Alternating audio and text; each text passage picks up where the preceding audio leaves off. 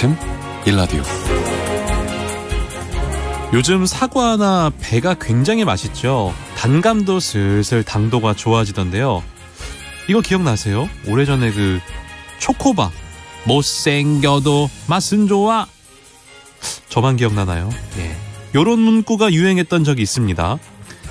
겉보기에는 상품성이 다소 떨어져서 값은 저렴하지만 품질은 뒤떨어지지 않는 것을 못난이 농산물이라고 하는데요. 실제로 좀 생긴 건 못생겼지만요, 맛은 아주 좋습니다. 상품과 같다고 합니다. 그런데 이런 농산물들이 다소 못생기고 흠이 있다는 이유로 여전히 판매에 어려움을 겪고 있다고 하는군요. 제대로 소비가 되지 않으면 이 아까운 것들이 상당 부분 쓰레기로 버려질 수밖에 없는 현실이라고 합니다.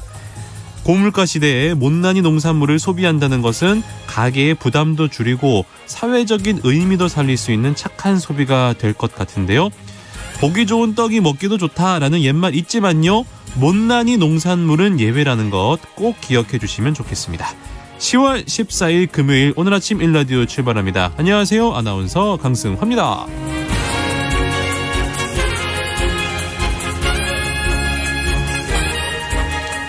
오늘 아침 일라디오, 오늘도 여러분과 생방송으로 함께하겠습니다. 방송에 참여하실 분들 단문 50원, 장문 100원이 드는 유료 문자 샵 9730 이용하셔도 되고요. 유튜브에 KBS 일라디오 공식 채널 검색하고 들어오시면 채팅창에 참여하실 수 있습니다. 콩 어플리케이션에서도 일라디오를 보이는 라디오로 함께 하실 수 있습니다.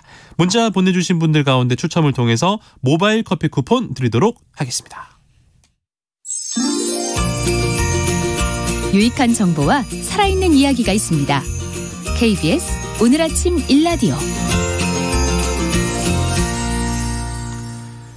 우리가 매일 먹는 국내산 농산물 중에 그 종자는 수입산일 수 있다는 사실 알고 계셨나요? 최근 5년간 종자에 대해서 외국에 지불하는 로열티가 510억 원이나 된다는 실정인데요.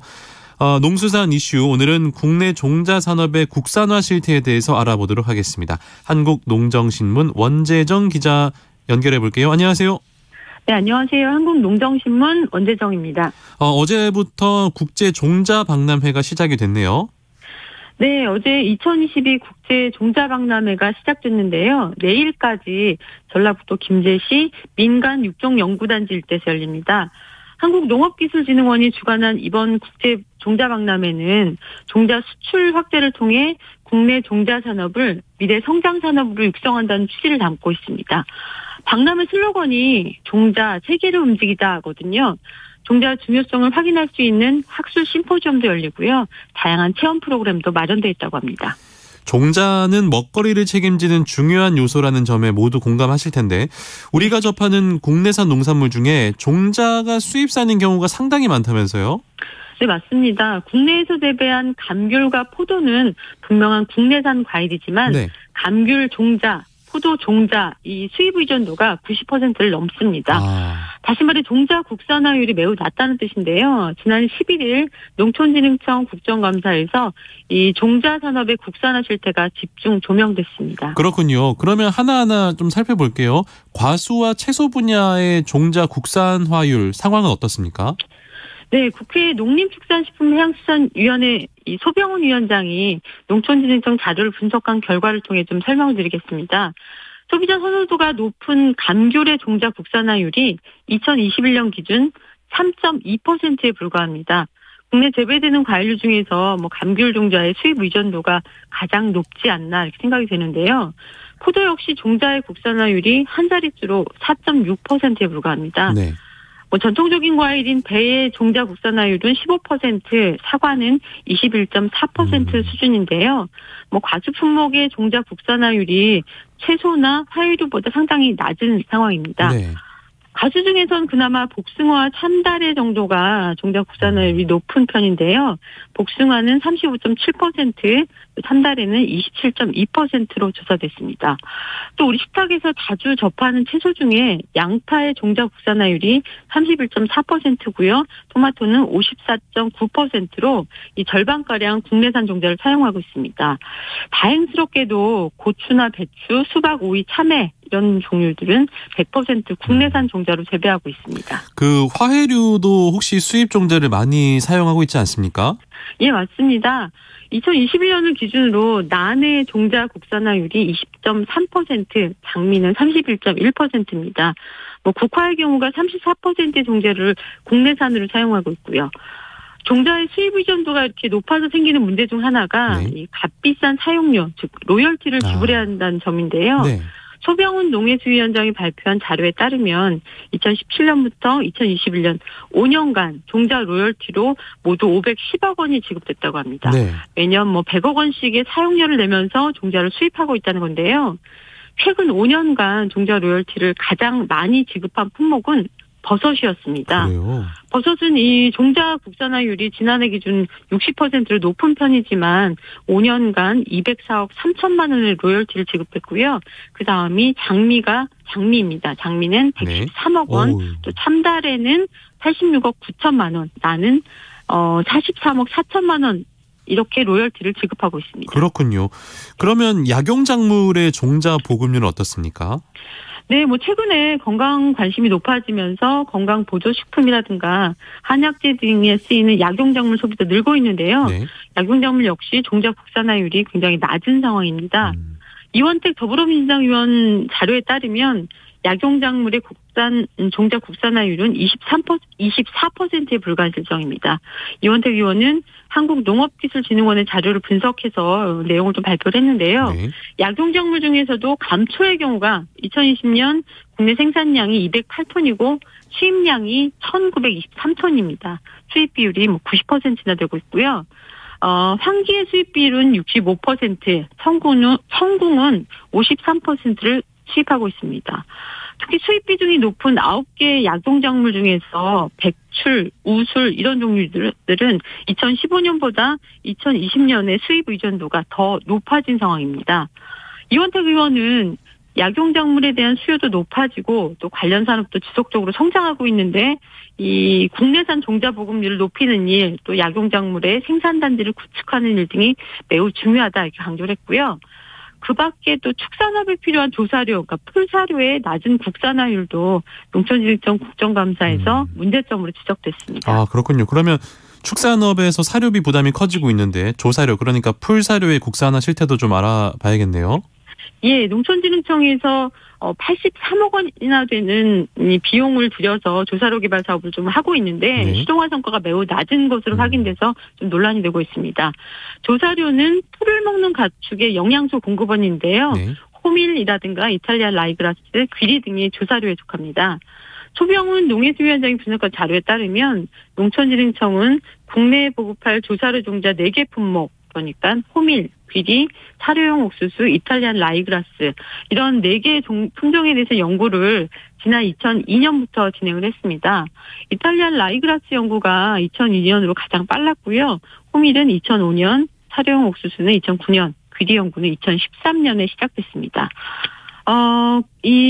이 국내산 종자 보급률 실태를 좀 살펴봤는데 네. 종자 개발 연구가 가장 빨랐던 이탈리안 라이그라스의 이 국내 종자 개발 보급률은 23%입니다. 77%가 수입 물량이라는 뜻이고요. 2005년에 연구를 시작해서 17년 차가 된 호밀의 개발 종자 보급률은 8%에 불과합니다. 그리고 사료용 옥수수는 17%, 귀리는 20%가 국내에서 개발한 종자를 생산하고 있고요. 거의 대부분은 여전히 수입 물량이 차지하고 있습니다. 그 국내에서 개발한 조사료 종자 보급률이 매우 낮은데 이유가 뭡니까? 가장 큰 원인은 품질에 있다는 것이 정부 관계자의 설명입니다. 네. 농식품부 관계자에 따르면 국산 조사료가 수입산에 비해서 저렴하기 때문에 가격 경쟁력은 분명히 있는데 수분이 균일하지 않다거나 또 이물질 등의 이 품질 문제가 불거져서 그동안 국산 사용을 기피한 측면이 있다 이렇게 설명을 했고요. 이런 상황을 감안해 보면 농촌진흥청에서 종자 개발에만 그칠 것이 아니라 조사료 품질 향상에도 각별한 주의를 기울여야 한다 이런 시사점이 좀 있습니다. 특히 국내 가축 사육 수가 점점 늘어나고 있거든요. 저희 조사료의 국산화 보급 확산 문제는 축산농가의 생산비를 낮춘 역할까지 연결된다는 점도 좀 충분히 고려돼야 할 것 같습니다. 그 종자를 국산화하면 외국에 이렇게 로열티를 지불하지 않아도 될 텐데 이게 쉽지 않은 문제인가 봐요. 예, 로열티 지급을 줄이는 것뿐만이 아니라 장기적인 종자 산업 안정을 위해서도 이 종자 국산화는 시급한 과제입니다. 실제 수년째 종자 국산화 연구가 진행은 되고 있는데 속도가 너무 느리다 이런 점도 이번에 개선 과제로 꼽혔습니다. 이 부분은 국회 농해수위 소속 신정훈 더불어민주당 의원이 이 농촌진흥청 자료를 토대로 좀 짚어봤는데요. 품종 국산화 연구는 다양하게 진행되지만 자급률이 낮고 또 보급을 하기까지 시간도 많이 걸리는 것으로 드러났습니다. 개발된 품종이 현장에 보급되기까지는 품종 보호권이 출원돼야 하고 등록을 해야 한다거나 종자의 증식 이런 단계들이 좀 필요한데요. 네. 보통 짧게는 1년, 길게는 3년 이상 기간이 소요된다고 합니다. 네. 그런데 이 지난 2017년에 개발된 신품종 73개 중에서 실용화가 이루어진 품종은 51개에 그쳤고요. 또 실용화율이 지금 현재 70%에 머물러 있는 상태입니다. 2018년에 개발한 품종의 실용화율은 이보다 더 낮아서 63%에 머물러 있습니다. 신정우 의원은 이 애써 개발한 신품종이 현장에서 활용될 수 있도록 농가 접근성을 높이고 또 품별 강점을 적극 홍보해야 한다 이렇게 지적했습니다. 종자의 국산화 연구와 실용화 문제, 우리 농업의 지속 가능성을 위해서도 꼭 필요한 과제가 아닐까라는 그런 생각이 드는 이야기네요. 예, 종자는 농업 생산의 가장 기본이 되는 중요한 자원입니다. 현재 종자의 수입 의존도가 지나치게 높다는 우려가 있지만 우리나라도 과거에 이 종자 산업 기반이 꽤 탄탄했었습니다. 그러다가 외환위기 때 우리나라의 상위 5개 종자 회사 중에서 4개 회사가 이 경영난을 넘기지 못하고 외국 기업에 매각됐는데요. 그렇군요. 이 과정에서 우리나라의 토종 종자뿐만이 아니라 육종 기술, 인력까지 모두 외국 기업에 넘어가서 종자 주권이 흔들리기 시작했습니다. 네. 농부는 굶어 죽어도 종자는 베고 죽는다 이런 옛말이 있는데요. 어떤 상황에서도 종자를 지켜온 이 농민들의 신념을 표현한 말이기도 합니다. 10%대에 불과한 과일 종자의 국산화율 뿐만이 아니라 채소나 화훼, 이 종자 국산화 문제에 사회적 관심이 더 높아져야 할 때라고 생각합니다. 네, 농수산 이슈 한국농정신문 원재정 기자와 함께했습니다. 고맙습니다. 네, 고맙습니다.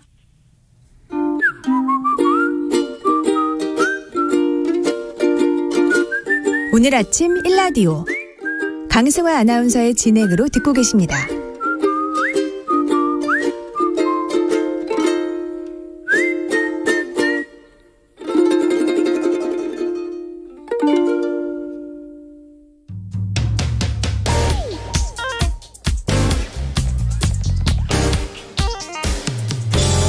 오늘 아침 뉴스 브리핑. 뉴스 브리핑 정상근 기자 연결하겠습니다. 안녕하세요. 네, 안녕하십니까. 감사원이 서해 공무원 피격 사건과 관련해서 문재인 정부 인사 20명에 대해서 검찰 수사를 요청했군요. 네, 감사원은 어제 이 서해 공무원 피격 사건 실질감사 결과를 발표했는데요. 네. 이 감사원은 감사 결과 이 직무유기와 직권남용, 허위 공문서 작성 등이 드러났다며 이 5개 기관 20명을 검찰에 수사 요청하기로 했습니다. 수사 요청 대상에는 서훈 전 청와대 국가안보실장과 박지원 전 국정원장, 서욱 전 국방부 장관 등이 포함됐는데요. 이 감사원은 숨진 공무원 이대준 씨가 자진 월북했다고 볼 수 없다며 당시 해경은 이대준 씨가 착용했다던 구명조끼가 국산이 아닐 가능성을 의도적으로 은폐했고 또 자연 표류 가능성을 제기한 실험 결과를 왜곡하거나 이 범죄 심리 전문가 의견을 짜집기 했다라고 주장했습니다. 또 감사원은 월북 근거가 불투명한데도 이 정부 기관들이 자진 월북으로 입장을 통일한 것은 이 청와대 국가안보실 지침 때문이라고 판단했는데요. 특히 문재인 대통령의 관련 언급 이후 국방부 조사 결과가 바뀌었다라고 봤습니다. 한편 검찰은 어제 서욱 전 국방부 장관을 소환해 조사했는데요. 감사원은 고 이대준 씨 피격 사건이 발생한 다음 날 새벽 열린 관계장관 회의 뒤 서욱 당시 장관이 군 첩보 보고서 60건을 삭제하라고 지시했다는 결론을 내린 바 있습니다. 이에 서욱 장관은 일부 기밀 정보가 직무 관련성이 없는 부대에까지 전파되는 것을 막고자 한 것이라며 감청 원본은 삭제하지 않았다라고 반박했습니다. 그렇군요. 감사원의 결론을 두고 여야가 극명한 입장 차이를 보이고 있네요. 네, 민주당 김의겸 대변인은 논평을 통해서 문재인 전 대통령을 어떻게든 끌어들이려고 애쓰는 흔적이 역력하다라며 이번 감사의 최종 목표가 어디인지 분명히 드러났다라고 비판했습니다. 그러면서 민주당은 문재인 정부를 정조준한 표적감사에 맞서겠다라고 밝혔습니다.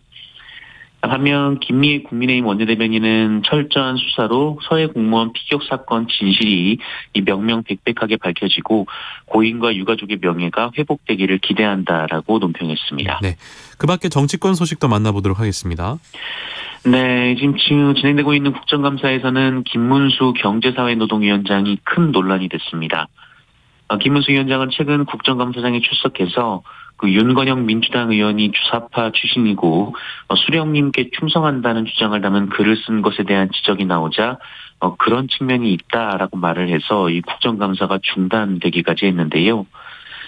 이후에도 이 문재인 전 대통령에 대해 이 문재인 전 대통령이 신용복 선생을 가장 존경하는 사상가라 한다면 김일성주의자라고 주장하기도 했습니다.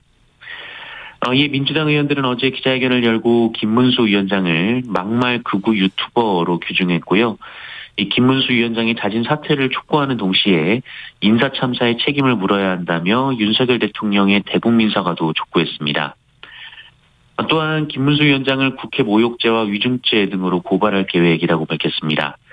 그러나 대통령실은 김문수 위원장의 발언과 관련해서 스스로 설명할 기회를 가져야 할 것이다라고 말했습니다.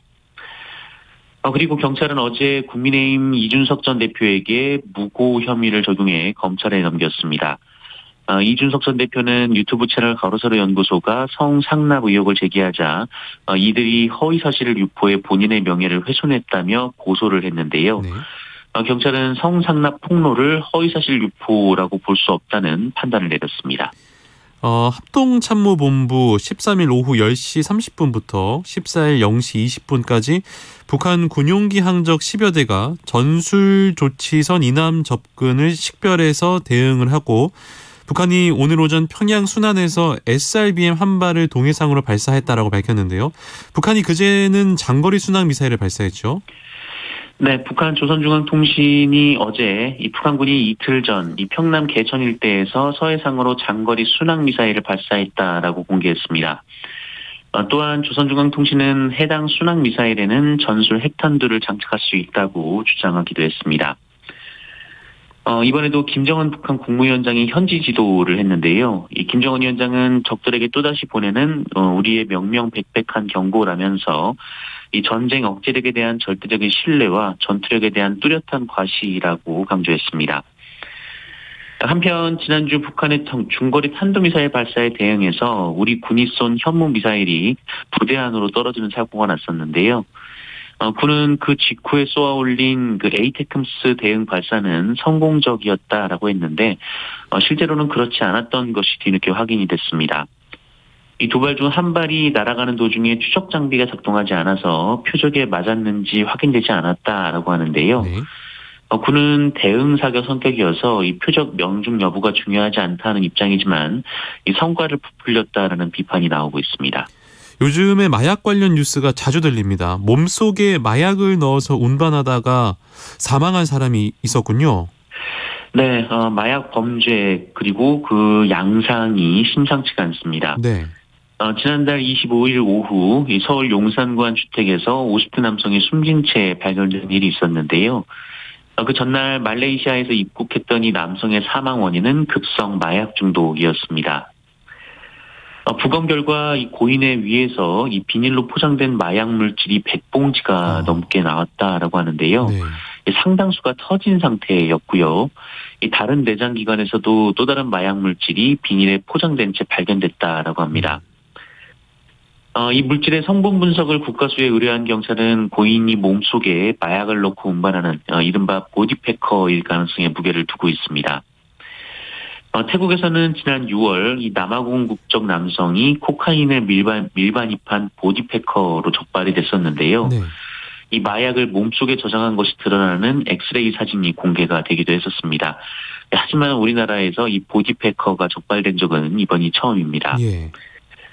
그리고 최근 8달 동안 적발된 마약 사범이 12,000여 명에 이르는데요. 이런 추세면 머지않아서 1년에 마약 범죄자 수가 2만 명을 넘길 것이다라는 경고가 나오고 있습니다. 특히 마약을 접하는 나이대도 낮아지고 있는데요. 30대 이하 마약류 사범이 2018년 이후 꾸준히 늘어서 지난해 기준 전체의 60%에 가까워졌다라고 합니다. 고물가 행진이 이어지고 있습니다. 3분기 생활필수품 물가도 크게 올랐다고요? 네, 한국소비자단체협의회 물가감시센터는 어제 이 수도권 420개 유통업체에서 판매 중인 35개 품목의 가격을 조사한 결과 올해 3분기 식품류 등 이 생활 필수품 가격이 지난해 같은 기간보다 평균 9.5%나 상승했다라고 밝혔습니다. 조사한 35개 품목 중에 33개 품목의 가격이 올랐고요. 올라간 품목만 놓고 보면 평균 상승률은 10.4%에 이르렀습니다. 예. 가장 많이 오른 품목은 42.7% 오른 밀가루였고요. 또 식용유가 32.8%, 설탕이 20.9%, 콜라 14.6%, 어묵이 14.6% 순이었습니다. 이 가격이 하락한 품목은 10.3% 떨어진 달걀과 0.3% 떨어진 고추장뿐이었습니다. 직전 분기인 2분기 대비 3분기 가격 변동을 봐도 이 39개 품목 중 25개 품목의 가격이 올랐는데요. 네. 불과 몇 달 만에 식용유가 11%, 설탕이 10.3%, 밀가루가 9.5% 올랐다고 합니다. 그런데 이게 참 우리나라만의 문제는 아닌데요. 네. 미국의 9월 물가 상승률이 8.2%로 아직도 8%를 넘고 있습니다. 네. 미국 연방준비제도가 이 자이언트 스텝을 잇따라 밟고 있지만 이 시장의 영향이 약하다라는 의미인데요. 이러면 미국의 금리가 더 오를 가능성이 높고 그렇다면 우리 금리도 따라 올라갈 가능성이 상당히 높아서 상당히 우려가 되는 상황입니다. 그렇군요. 반면에 집값은 계속해서 떨어지고 있는 데이터가 나오고 있네요. 네, 한국부동산원은 이번 주 서울 아파트값이 지난주 대비 0.22% 떨어졌다라고 밝혔습니다. 그 전주인 0.2%보다 낙폭이 커졌고요.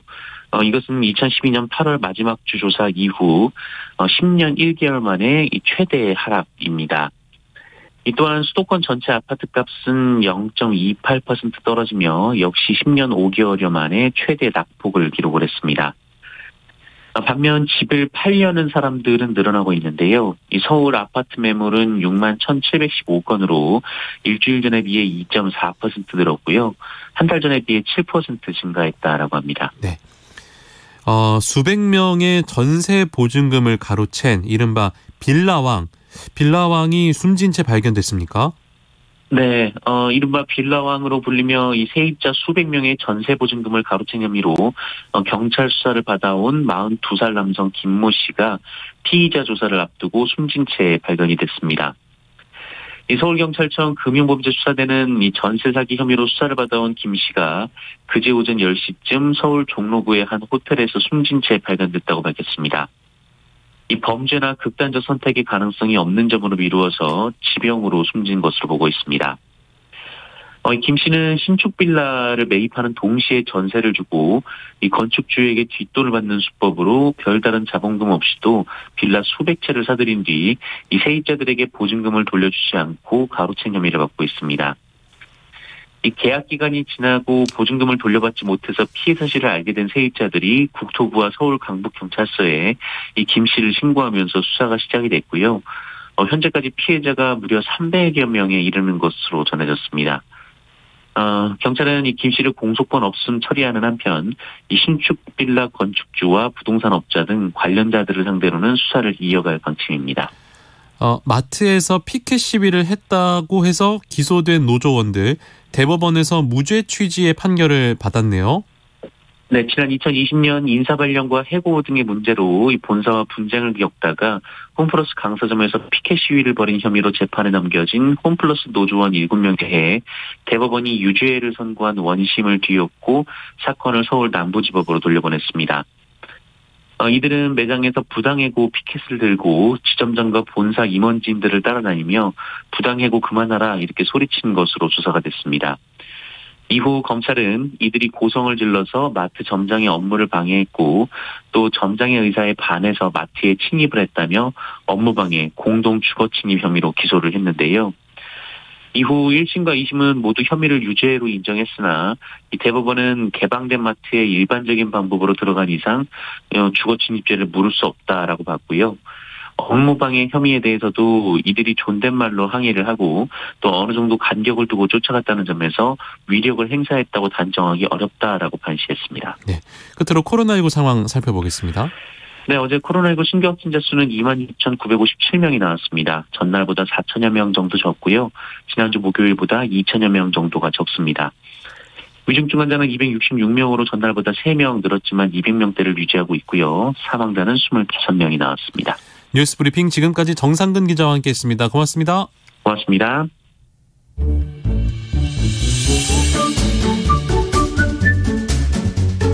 아침을 여는 기분 좋은 습관. KBS 오늘 아침 1라디오.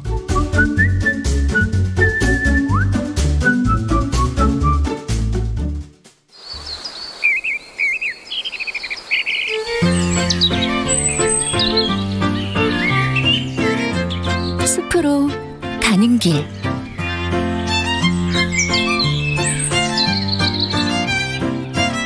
숲으로 가는 길로 이어가겠습니다. 숲의 설가 김서정 작가와 함께합니다. 어서 오세요. 네, 안녕하세요. 네, 오늘은 어느 숲으로 가볼까요? 네, 서울 서초구 신반포 공원입니다. 그러니까 이곳에 사시는 분들만 아실 공원인데요. 네. 제가 이곳에 가게 된 거는 그 지역에 있는 초등학교에서 아이들과 함께 숲교육을 하기 위해서 갔습니다. 아, 그러셨군요. 제가 서초중학교 나왔는데요. 아, 예. 중학교는 못 가봤습니다. 숲교육. 여기 혹시 그 고속터미널 인근에 있는 그 공원 아닌가요? 네, 맞습니다. 5번 출구에서 나가면 바로 거기서 시작이 됩니다. 제가 이제 학창 시절에 국립중앙도서관에서 공부를 열심히 했는데 멀지 않은 곳에 있죠. 그래서 좋은 대학을 가신 거군요. 그건 아닙니다. 초등학생들과 함께 숲 교육에 함께 하셨다고 하는데 주로 어떤 이야기들을 나누십니까? 예, 나무, 풀, 곤충, 새들에 대해 이야기도 해주는데요. 자연을 이해하기 위한 만들기도 하고는 있습니다. 아, 그러시군요. 마지막에 자유 시간을 줄게라고 하지만 잘 지켜지지 않을 때가 좀 많이 있습니다. 아무래도 이제 또 알려주고 싶은 것도 있고 한데 또 아이들은 놀고 싶어하고. 네. 어찌됐건 이렇게 외부에서 하는 교육이 학교 교내보다는 나가는 것만으로도 아이들에게 좀 좋을 것 같다는 생각도 드네요. 예, 그렇습니다. 그래서 집, 학교, 학원 그 틈에서 학교 운동장 아니면 스마트폰이나 컴퓨터에서만 시간을 보내게 되는데요. 잠깐이라도 자연을 느껴보는 거는 아주 중요하다고 생각을 합니다. 네. 그러면 작가님은 아이들과 숲교육을 하실 때 무엇에 가장 큰 중점을 두시나요? 예, 나무와 친해지기인데요. 즉 나무 이름과 그 나무가 어떻게 살아가고 있는지를 말로 해설을 하는 겁니다. 네. 여기에는 이유가 있는데요. 왜냐하면 일단 제가 만들기를 잘 못하고요, 사실은요. 그래서 가령 메타세커의 골이라든가 네. 색종이로 단풍 열매 날리기, 대나무 잎으로 배를 만들어 띄우기 같은 게 있는데 만들기가 잘 안 되는 아이들이 제게 도움을 요청하면은 저도 가끔 난감해서 식은땀이 나기도 합니다. 물론 함께 놀아주는 것도 중요한데요. 그럼요. 아이들이 너무 잘 뛰어다녀 예. 제가 따라가지 못할 경우도 있고요. 잘하는 게 뭡니까 그럼? 해설을 좀 잘하는 것 같습니다. 그래서 이제 아이들이 오래 집중하기가 어렵잖아요. 네. 그래도 제가 인내를 갖고 열심히 하고는 있습니다. 아유, 너무나 좋은 일 하고 계시는 것 같습니다. 나무 해설에 더 무게를 두시는 특별한 이유가 있습니까? 예, 이 곤충 수업이라는 책을 보면 이런 내용이 있는데요. 한국 저자분이 대학원생 곤충 연구회 모임에서 베트남 유학생과 이야기를 나누는데 그 베트남 유학생은 수소 곤충 중에서 하루살이 목을 연구한다고 말을 했는데요. 네. 그래서 베트남에서 하루살이를 뭐라고 부르는지 한국 저자분이 물으니까 베트남에서는 특별히 하루살이를 가리키는 이름이 없다고 말씀을 하셨답니다. 아니 근데 이름이 없는데 어떻게 연구를 할 수 있는 거죠? 예, 이제 학명이 있으니까 학명으로. 예, 학명을 가지고 연구를 하는 것 같은데요. 네. 곤충이 지구 동물의 3분의 2를 차지할 정도로 종류가 많다고 하는데 와. 아직도 지어지지 않은 생물들이 더 많습니다. 그래요? 그러면서 이 곤충 수업 저자분은 이름이 있어야 인식의 대상이 되는데 그것이 없다는 것은 곧 그 세계에서 무관심의 대상임을 방증합니다라고 하면서요. 네. 그 베트남 유학생이 자기 나라로 돌아가면은 베트남 하루살이가 이름을 갖게 될 거라고 그런 말이 책에 쓰여 있었습니다. 그러니까 이름을 부르지 않거나 이름을 모르고 있으면 우리는 그것을 인식하지 못하고 있다. 그런 말이 되는 거네요. 예, 그렇습니다. 제가 아이들한테 너희들이 학기 초에 처음 만났을 때 서로 이름을 모르니까 안 친하게 되는데요. 서로 이름을 알고 불러주면은 네. 친해지는 것처럼 우리가 모르는 나무 이름을 알게 되면은 그 나무와 친해지면서 그 많은 나무와 연결이 되면서 너희들의 삶도 풍성해질 거라고 일단 말을 합니다. 마치 그 김춘수 시인의 꽃이라는 시가 더 떠오르는데 참 좋은 비유이신 것 같습니다. 예. 이름을 알아간다는 거 그만큼 무관심에서 관심으로 가는 첫걸음. 자, 그러면 오늘은 서울시 서초구 신반포공원 어떤 나무를 소개해 주실 건가요? 예. 먼저 제가 간 초등학교 정문에 심어져 있는 봉선화를 소개해 드리려고 합니다. 아, 봉선화. 네. 울밑에선 봉선화야. 내 모양이 초량하다. 이 노래 맞죠? 네, 맞습니다. 그건 아닌가요? 선대면 톡하고 터질 것만 같은 그대. 예, 같은 봉선화 맞습니다. 봉선화라 부르리. 안녕하십니까? 현철입니다. 같은 봉선화죠? 예, 맞습니다. 예, 그래서 이 봉선화는 봉선화과 한해살이 풀인데요. 전국 어디서든 잘 자라는 식물이고요. 네. 어릴 적 친숙했던 그 봉선화를 제가 초등학교에서 만나니까 다른 곳보다도 더 정감이 있어서 봉선화 이야기를 함께 나누고 싶어서 준비를 했습니다. 봉선화는 왜 봉선화라고 부르는 겁니까? 봉선화 줄기와 가지 사이에서 꽃이 우뚝 피는데요. 보시면은 이게 봉황을 닮았다고 해서 봉선화라고 부르고 있는데요. 꽃이. 봉황도 상상의 동물이잖아요. 네. 그렇지만 그림으로 표현이 돼 있어서 네. 그 봉황 그림으로 보면서 그렇게 인식을 한 것 같다는 생각이 들고요. 네. 이 봉선화는 키가 60cm 자라고요. 홍색, 백색, 자색 등 여러 가지 꽃 색깔을 가지고 있습니다. 네. 이 봉선화 꽃말이 나를 건드리지 마세요인데요. 그래서 봉선화를 건드리면 씨가 튀어나가는 데서 유래한 꽃말이라고 합니다. 예. 봉황을 닮았기 때문에 봉선화다. 참고로 봉황은 수컷과 암컷을 합친 겁니다. 예. 역시 그 진품명품 진행자로서 예. 봉황이 네. 그 수컷과 암컷이 있을 거잖아요. 그걸 네. 합쳐서 봉황 합쳐서 봉황. 예. 예, 저도 깨알 상식이었습니다. 예, 감사합니다. 어찌됐건 그래서 네. 그 유명한 현철 씨의 노래에서 네. 선대면 턱하고 이렇게 터질 것만 같다 이런 가사가 나오게 된 거군요. 예, 그게 그 과학에 입각한 가사가 맞습니다. 예. 그래서 이 시로 번식하는 봉선화는 네. 재배하기 쉬워서 인기가 좋은데요. 제가 어릴 적에는 남자이지만 호기심에 이 손톱에 봉선화 물들기를 했던 기억이 있습니다. 저도 했어요. 연배가 저하고는 좀 요즘에도 해요 이거. 지금도 하나요? 요즘에 그 할인마트 이런 데서요 봉선화 그 키트도 팔아요. 물들이라고. 모르셨어요? 그러니까 아나운서님 그런 코너를 자주 가시는 거고 저는 예. 요즘에도 인기 좋습니다. 봉선화 물들이기. 예, 아이가 다 커서 잘 안 가는 것 같아요. 그런 코너를. 네. 예. 그래서 이 봉선화 꽃과 잎사귀를 따서 만드는 방법은 백반을 배합해 가지고 이 손톱에 붙이게 그렇죠. 되잖아요. 그 다음에 헝겊으로 싸서 묶어 놓으면 네. 곱게 물이 들고요. 그 색깔이 첫눈 올 때까지 남아 있으면은 어떤 일이 벌어진다고? 첫사랑이 이루어지죠. 예, 이루어지셨나요? 제가 정말 많이 해봤는데 네. 안 되던데요. 예, 저도 그렇습니다.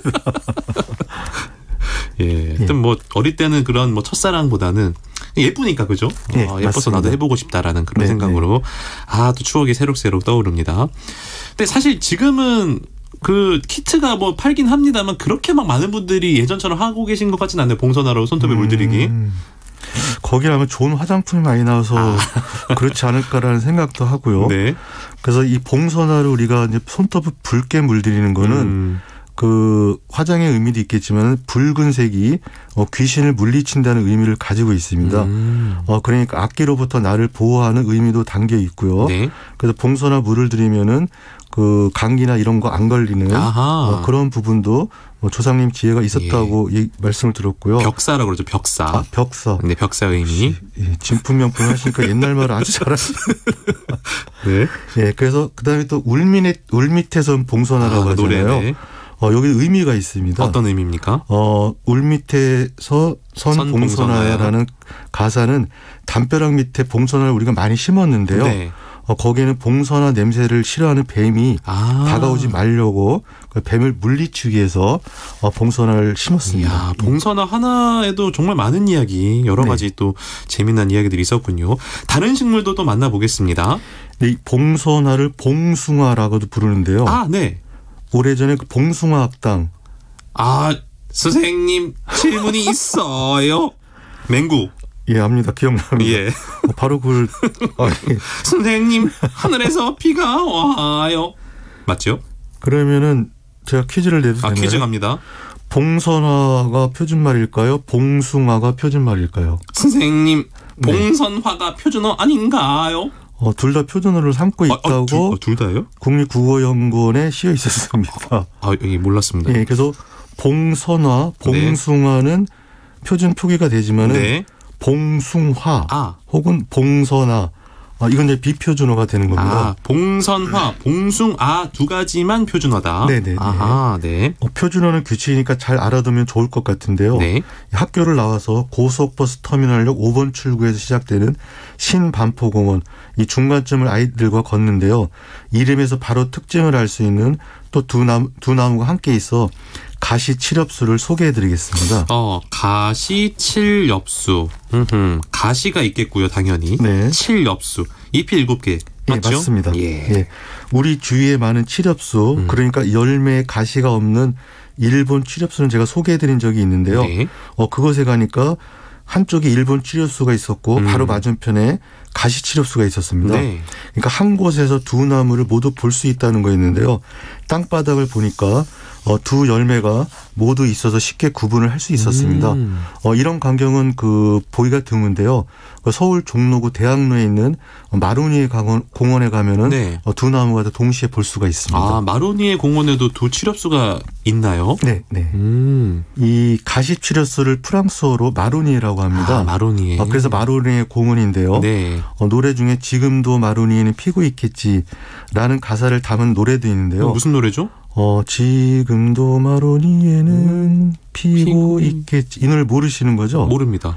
그럼 저하고 이제 연령이 다르다는 겁니다.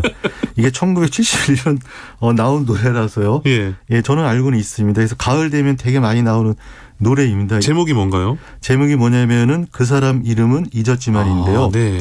이 자세히 들어보면은 막 낙엽이 구르면서 가을 맛이 물씬 나는 쓸쓸한 낭만이 느껴진 노래입니다. 사실 마로니에 하면 마음을 쩍한 날에 이거 아닌가요? 마로니에 칵테일 사랑. 또 연령을 느끼는.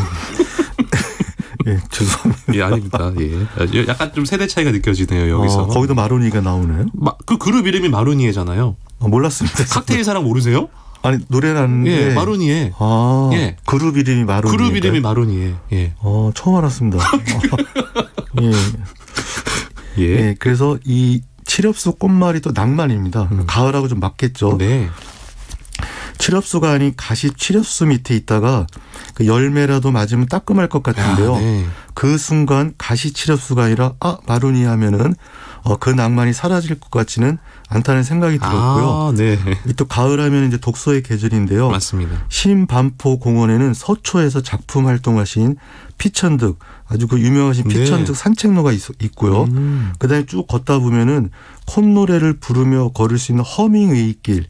그러니까 해밍웨이가 아니라 노인과 바다 해밍웨이가 아니고 해밍웨이가 아니라 허밍웨이. 콧노래를 허밍웨이 길이 있고요. 그래서 우리가 나무 이름을 몰라도 사실은 나무를 보면서 이 가을을 느끼면서 좋은 산책로를 걸으면 좋은 힐링의 시간이 될 것 같습니다. 네, 숲으로 가는 길. 오늘은 서울시 서초구 신반포공원을 둘러보고 봉선화와 가시칠엽수에 대해서 알아봤습니다. 숲해설가 김서정 작가와 함께했습니다. 고맙습니다. 예, 감사합니다.